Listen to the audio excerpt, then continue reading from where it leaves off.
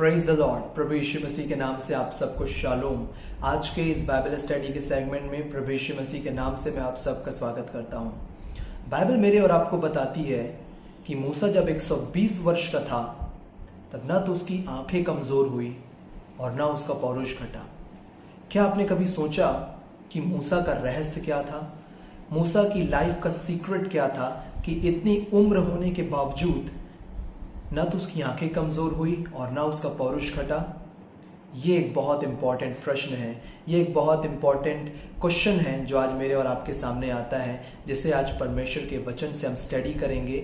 और आज इस प्रश्न का जवाब बाइबल से हम देखेंगे कि परमेश्वर पिता हमारे लिए क्या उत्तर रखे हैं। बाइबल मेरे और आपको बताती है कि मूसा वो व्यक्ति था जिसे परमेश्वर ने चुना अपने लोगों को मिस्र देश से बाहर लाने के लिए।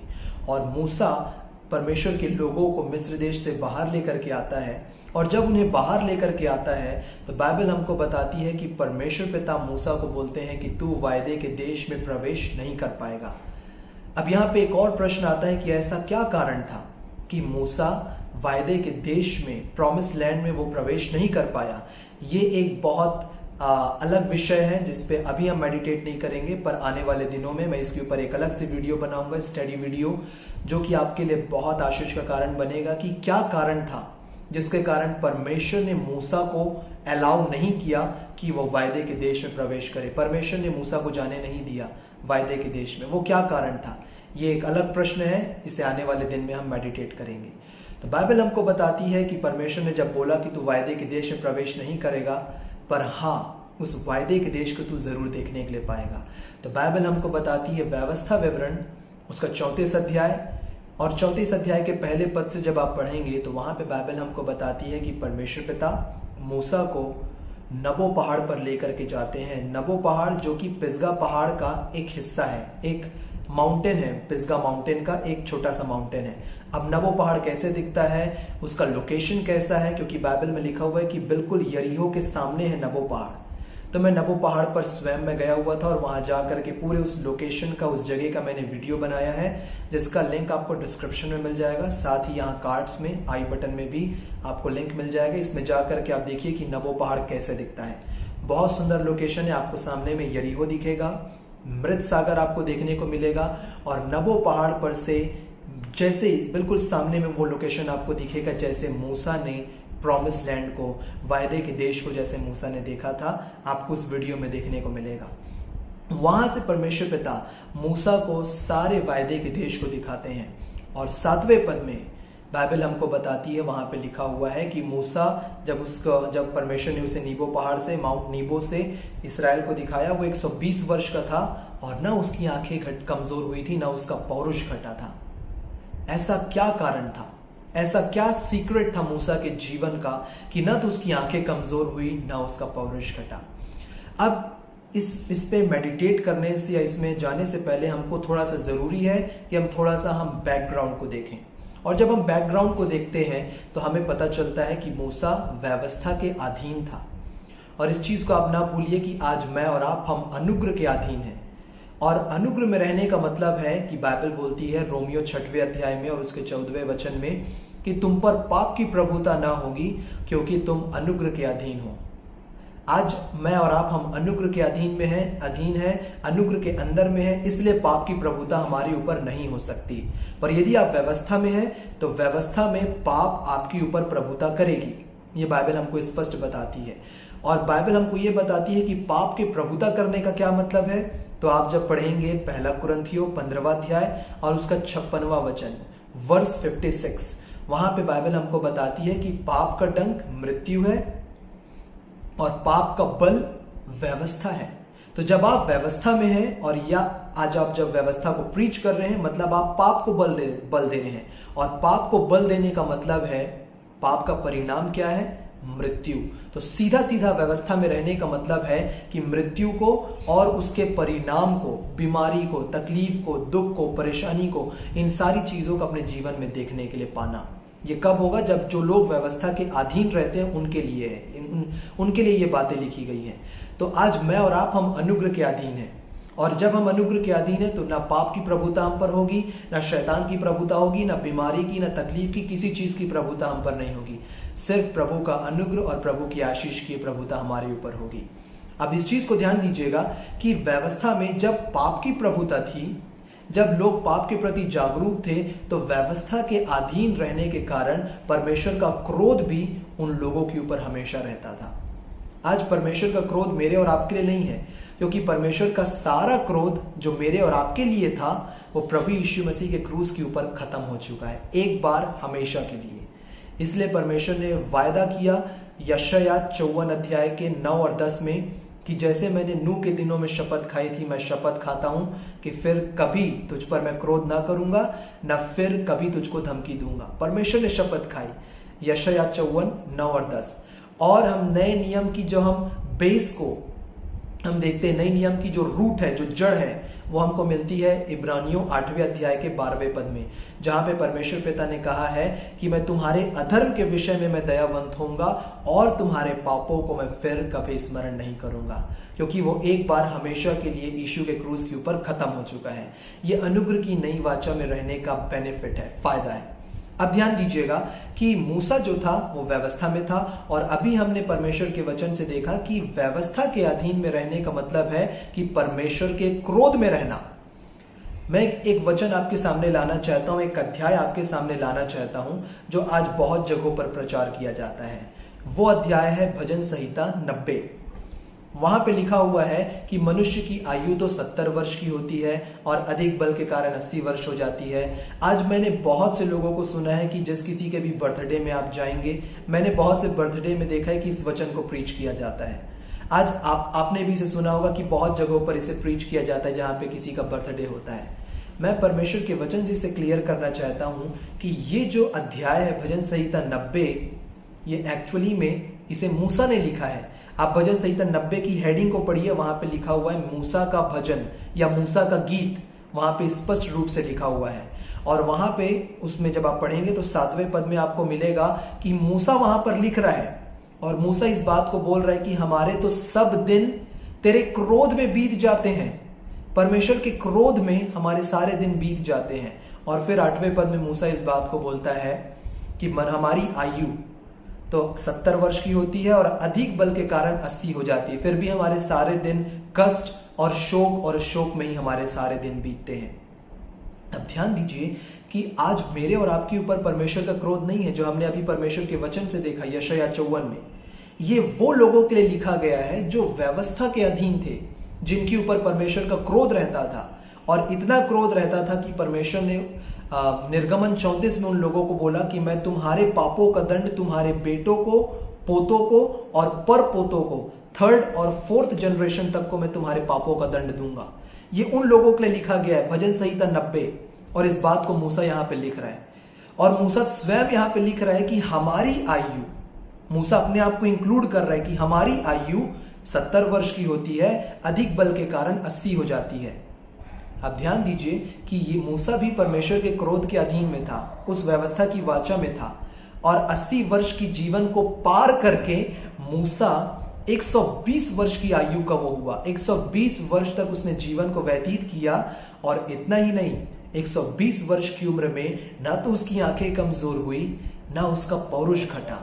क्या ऐसा कारण था मूसा का? ये मेरे और आपको सोचने मजबूर करता है, और जो इसका आंसर बाइबल मेरे और आपको देती है वो बहुत अद्भुत है। मैं बहुत दिनों से इस पे मेडिटेट कर रहा था कि परमेश्वर ने मेरी आंखों को, जब परमेश्वर ने मेरी आंखों को इसमें खोला और इसके जवाब को जब परमेश्वर ने मुझे दिखाया, ये मुझे बहुत खुशी हुई इस आंसर को पा करके, और जो मैं आपके साथ बांटूंगा, और आप सचमुच में इससे ब्लेस्ड होंगे। मूसा का जो सीक्रेट था, मूसा का जो रहस्य था, वो था प्रभु यीशु मसीह को देखना। व्यवस्था की वाचा में रहने के बावजूद, पुरानी वाचा में रहने के बावजूद, मूसा का रहस्य था कि वो प्रभु यीशु मसीह को हर परिस्थिति में वो देखता रहा, प्रभु यीशु मसीह को वो निहारता रहा। बाइबल में से देखेंगे तो हमको मिलता है इब्रानियों उसका 11वां अध्याय और उसके 27वें वचन को देखिए। वहां स्लाइड में आपके सामने आएगा, उसे देखिए। बाइबल में लिखा हुआ है क्योंकि वह उस अनदेखे को मानो देखता हुआ दृढ़ रहा। वह कौन है? मूसा। और अनदेखा कौन है? प्रभु यीशु मसीह। उस समय में प्रभु यीशु मसीह अपने प्री इनकारनेट फॉर्म में दिखाई देते थे।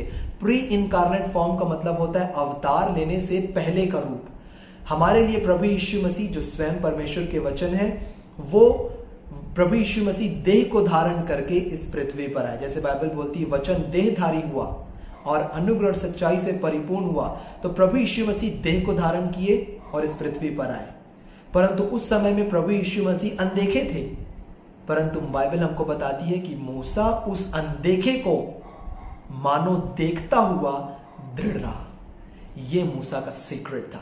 ये मूसा के हेल्दी रहने का, स्ट्रांग रहने का कारण था कि व्यवस्था में जिसमें लोगों की आयु 80 वर्ष होती है, अधिकतम 70 वर्ष होती है, अधिक बल के कारण 80 होती है। आज भजन संहिता 90 मेरे और आपके लिए लागू नहीं होता है, क्योंकि ये उन लोगों के लिए है जो परमेश्वर के क्रोध में अपने जीवन को जीते हैं। ये उन लोगों के लिए जो व्यवस्था की वाचा में अपने जीवन को जीते हैं, पुरानी वाचा में अपने जीवन को जीते हैं। हम अनुग्रह की नई वाचा में अपने जीवन को जीते हैं। और जो इब्रानियों में लिखा हुआ है कि अनुग्रह की नई वाचा, इब्रानियों 8वें अध्याय में, established on the better promises, अच्छे वायदे में जो वाचा स्थापित की गई है, हम इस अनुग्रह की वाचा में हम अपने जीवन को जीते हैं। उस समय में प्रभु यीशु मसीह बलिदान नहीं हुए थे, हमारे लिए प्रभु यीशु मसीह बलिदान हो चुके हैं। आज हमारा काम है प्रभु यीशु मसीह पर सिर्फ विश्वास करना। तो व्यवस्था में रहते हुए भी मूसा का ये सीक्रेट था, मूसा का ये रहस्य था जो मूसा स्वयं फॉलो करता था, कि मूसा व्यवस्था में तो था पर वो पूरी तरह से यीशु मसीह पर निर्भर था। व्यवस्था में तो था परंतु प्रभु के अनुग्रह पर वो निर्भर था। और प्रभु यीशु मसीह को मानो देखता हुआ वो हर एक बातों में दृढ़ रहा। और आपको मालूम है कि मूसा ने भी प्रभु यीशु मसीह पर विश्वास किया। बाइबल बोलती है यीशु मसीह पर विश्वास कर, जो कोई उस पर विश्वास करे वह नाश न हो परंतु अनंत जीवन पाए। मैं कैसे कह सकता हूं? आप बोलेंगे इब्रानियों 11वें के 28 पद को देखिए, पहला ही शब्द है विश्वास ही से मूसा फसह और लहू के छिड़कने के पर्व को उसने माना। विश्वास ही से। और फसह का पर्व जो है अभी आने वाले दिनों में हम ऑब्जर्व करेंगे। तो फसह का पर्व जो है, इसके ऊपर मैं एक सेपरेट वीडियो में लेकर के आऊंगा, डिटेल वीडियो, कि कैसे फसह के पर्व, फसह का जो पर्व है वो और कुछ नहीं, हमारे प्रभु यीशु मसीह की एक परछाई है। It's the shadow of Jesus. मैं इसे डिटेल वीडियो लेकर के आऊंगा जिससे आप सचमुच में आप ब्लेस्ड होंगे। तो मूसा फसह के पर्व को और लहू के छिड़काव को, वो किसका लहू था? जो लोगों को प्रोटेक्ट किया, यीशु का वो लहू था। तो मूसा पूरी तरह से यीशु मसीह पर और उनके अनुग्रह पर वो डिपेंड हुआ। और जब वो प्रभु के अनुग्रह पर डिपेंड हुआ, प्रभु उसकी जवानी को उकाब के समान नहीं कर दिए। ना उसकी आंखें कमजोर हुई, ना उसका पौरुष घटा। व्यवस्था की वाचा में रहने के बावजूद मूसा इतना स्ट्रांग और हेल्दी था। अपनी मृत्यु के समय तक वो स्ट्रांग और हेल्दी था। बाइबल मेरे और आपको बताती है कि जो मूसा का रहस्य था, जो मूसा का जो सीक्रेट था, आज ये सीक्रेट, आज ये रहस्य, आज ये मिस्ट्री मेरे और आपके लिए भी लागू होती है। आज मैं और आप, जब हम अपनी आंखें प्रभु की ओर उठाते हैं, जब हम यीशु मसीह को देखते हैं हर एक चीजों में, प्रभु हमारी जवानी को उकाब के समान नहीं कर देते हैं। स्लाइड में देखिए, आपके सामने वचन आएगा जो कि लिखा हुआ है यशायाह उसका 40 अध्याय और उसका 30 और 31 पद को देखिए। यहां पे परमेश्वर का वचन बोलता है, तरुण तो थकते और श्रमित हो जाते हैं और जवान ठोकर खाकर गिरते हैं, परंतु जो यहोवा की बाट जोते हैं वे नया बल प्राप्त करते जाएंगे। वे उकाबों के समान उड़ेंगे, वे दौड़ेंगे और श्रमित ना होंगे, चलेंगे और थकित ना होंगे। अब यहां पे देखिए कि परमेश्वर का वचन मेरे और आपको बताता है कि जो मूसा का सीक्रेट था आज मेरे और आपके लिए भी लागू होता है। यहां पे बाइबल बोलती है कि जो यहोवा की बाट जोहते हैं। यहां पे बाट जोहने के लिए जो इब्रानी शब्द का प्रयोग किया गया है वो इब्रानी शब्द है कावाह, QAVAH। कावा का दो मतलब होता है। पहला कावा का मतलब होता है फेलोशिप, संगति करना, और दूसरा कावा का मतलब होता है टू लुक पेशेंसली, बहुत ध्यान से, बहुत गौर से देखना। ये कावा का इब्रानी शब्द में मतलब होता है, आप इसे चेक कर सकते हैं। तो कावा का मतलब क्या होता है? Look patiently, to look patiently, बहुत ध्यान से, बहुत गौर से देखना। तो बाइबल क्या बोलती है? परमेश्वर का वचन बोलता है कि जो यहोवा की बाट जोते हैं, या मैं इसे उसके शब्दों में बोलूं जो वहां पे लिखा हुआ है, जो यहोवा की ओर देखते हैं, जो प्रभु यीशु मसीह की ओर देखते हैं, वे नया बल प्राप्त करेंगे, वे उकाबों के समान होंगे। और परमेश्वर उनकी जवानी को उकाब के समान नहीं कर देंगे। वे दौड़ेंगे, श्रमित ना होंगे, वे चलेंगे तो थकित ना होंगे। अब देखिए कि मूसा ने क्या किया था। बाइबल हमको बताती है कि मूसा उस अनदेखे को मानो देखता हुआ दृढ़ रहा।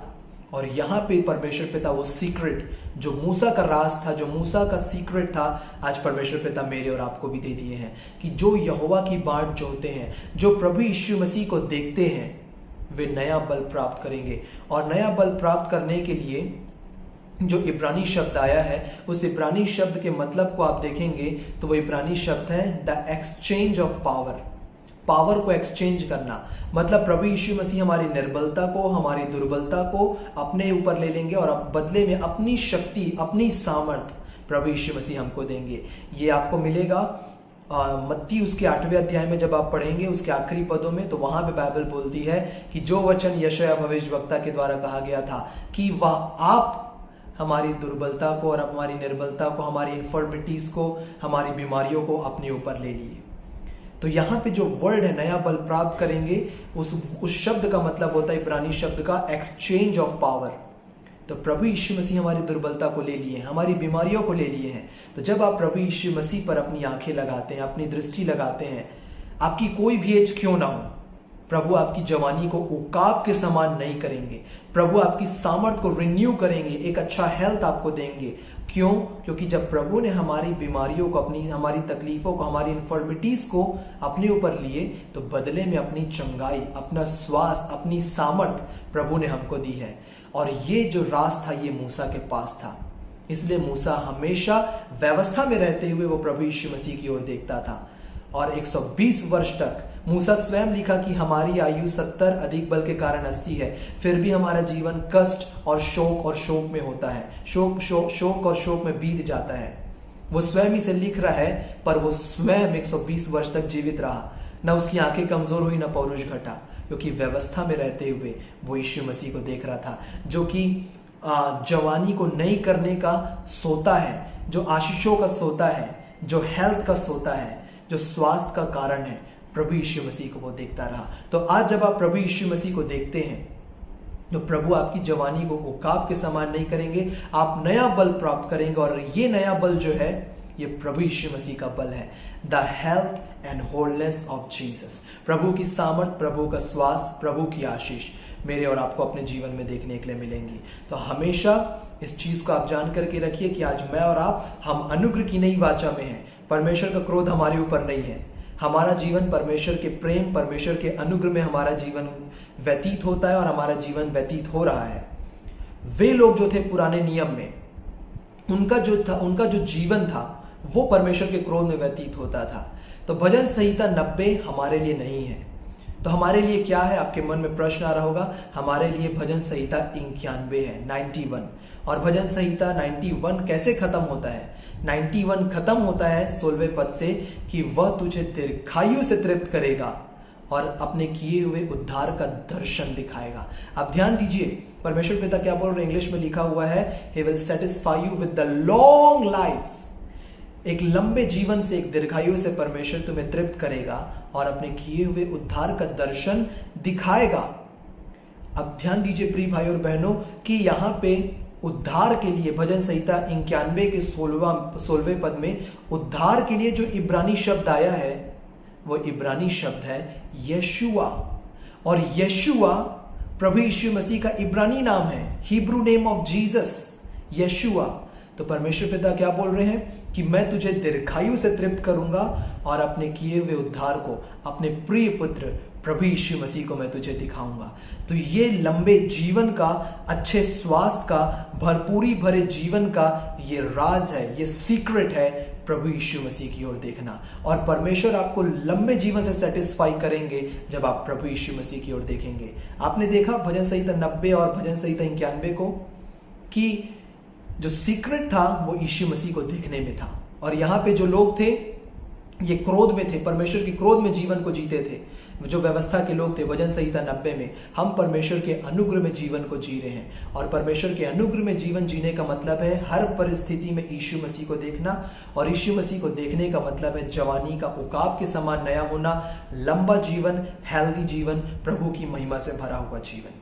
मैं विश्वास करता हूं कि जो मूसा का सीक्रेट है इससे आज आप पा चुके हैं, और इसके द्वारा आप सचमुच में आप ब्लेस्ड हो चुके हैं। और आज ये सीक्रेट प्रभु हमारे लिए रिवील कर चुके हैं, और मैं विश्वास करता हूं इसके द्वारा आप सचमुच में ब्लेस्ड हुए हैं। आने वाले समय में और भी जो बाइबल के ऐसे डिफिकल्ट क्वेश्चंस हैं जिसके लिए प्रभु हमें आंसर्स दे रहे हैं इस अंत के समय में, इन आंसर्स पे, इन क्वेश्चंस पे हम मेडिटेट करेंगे कि प्रभु और भी कौन सी अद्भुत बातों को, अद्भुत भेद को हमारे लिए रिवील करेंगे, हमारे लिए प्रकट करेंगे, जिसमें हम आशीष पा करके प्रभु यीशु मसीह को देखेंगे और प्रभु यीशु मसीह में ही आगे बढ़ते चले जाएंगे। प्रभु आप सबको आशीष देवें। God bless you all.